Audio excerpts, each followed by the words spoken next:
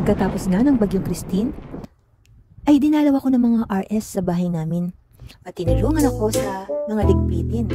Ngunit napansin nila tila ba malamok sa aming bahay. Kaya si Sister Freddy ay nadispray agad ng chemical.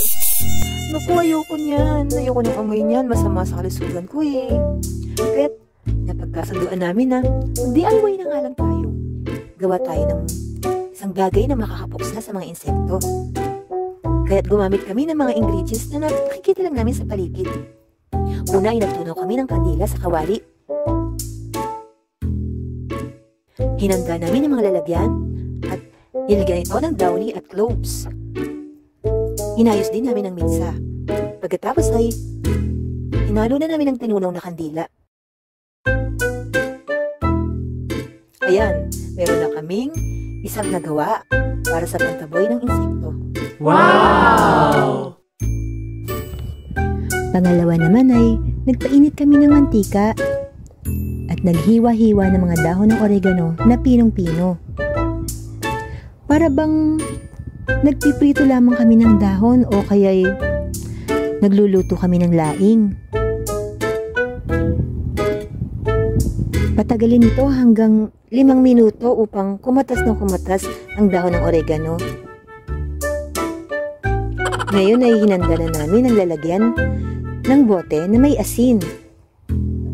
Hinango ang oregano at sinala ang katas nito.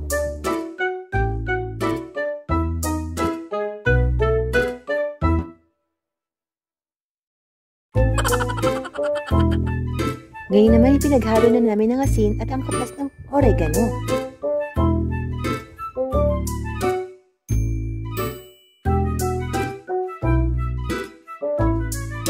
Nag-DIY na lamang kami ng mitsa upang pwedeng sindihan.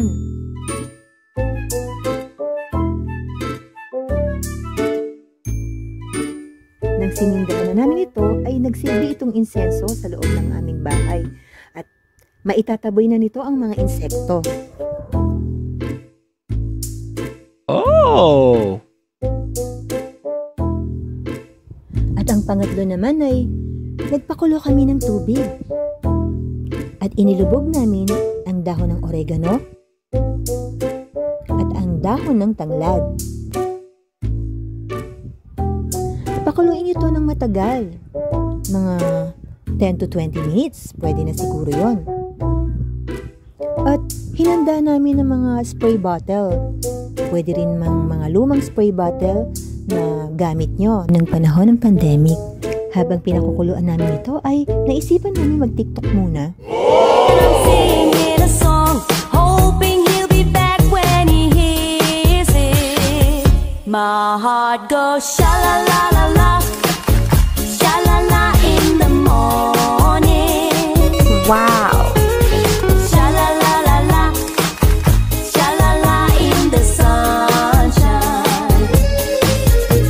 Sha-la-la-la-la, sha-la-la in the evening.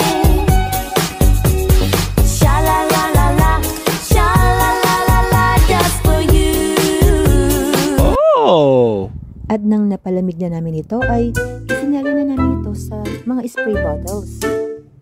Wow! At napaka-natural ng amoy ng oregano at tanglad. At ang huli naman ay napakasimple lamang. Binutas lang namin ng tinidor ang isang plastic container upang magsilbing singawan ito.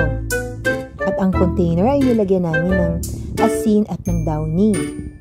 At pagkatapos ay itinakpan namin ito at pwede na ito ilagay sa mga cabinet, CR, o sa mga sulok-sulok upang magsilbing air freshener at maitaboy ang mga insekto. Wow! Salamat mga sisters sa pagdalaw niyo sa akin. At tuloy nakapag-DIY tayo bigla-bigla ng klase ng insect repellent. Ang saya-saya natin. At saka nakapagbigay tayo ng impormasyon para sa ating Homemakers Day. Maraming salamat po!